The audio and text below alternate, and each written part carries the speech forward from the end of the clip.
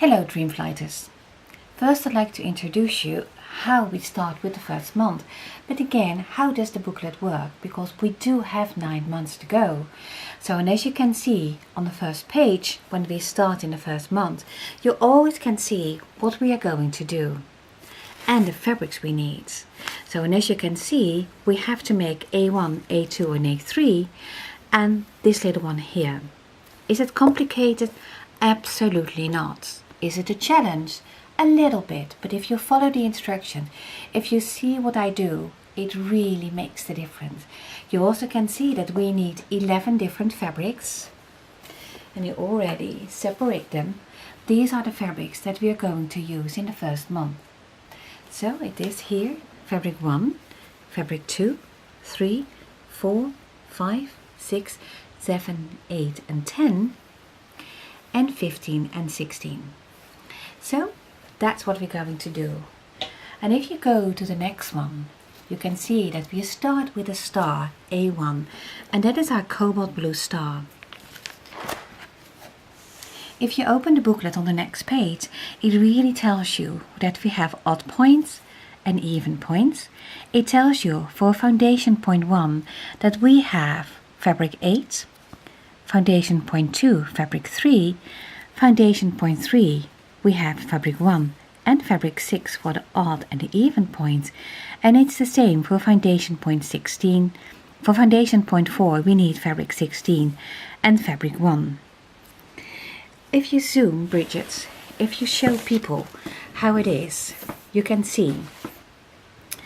If you look, for example, this is A1, this is star point number 5, this is A1, star point number 6, star point number 7, and it also tells you the fabric we are going to use. And as you can see here, foundation point 1, foundation point 2, 3 and 4. It's not only telling you the number of the foundation points, but in the little circles you also have the fabrics we're going to use.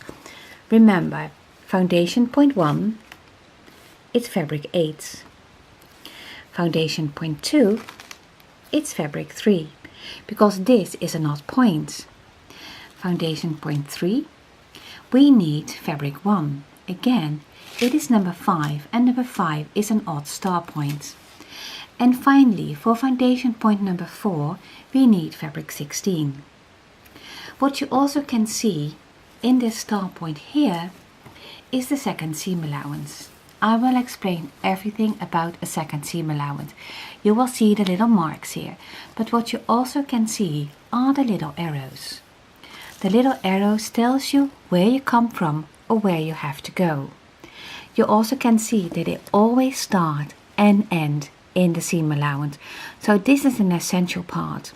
What you also can see is when you cut your piece, you always cut them a smidge from the outside.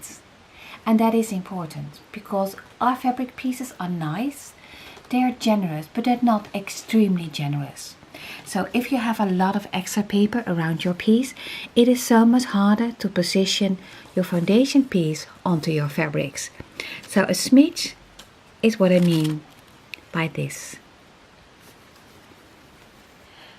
If we go on, it will tell you step by step how we make the star points. And again, even if you have knowledge of paper piecing, just read the instructions. They're there to help you. I'm there to help you too. So we do this together.